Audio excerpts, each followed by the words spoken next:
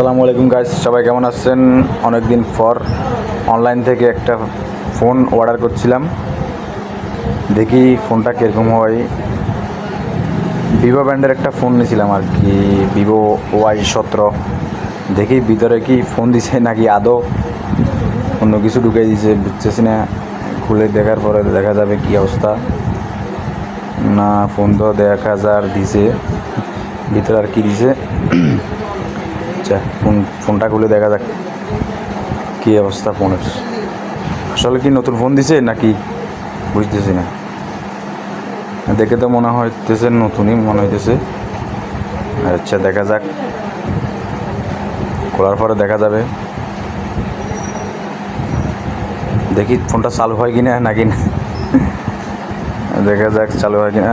চালু তো হয়েছে, দেখা যাইতেছে না। মোটামুটি ভালোই আছে, ফ্রেশ নতুন ফোন। ইনটেক 7,500 টাকা দাম নিছে।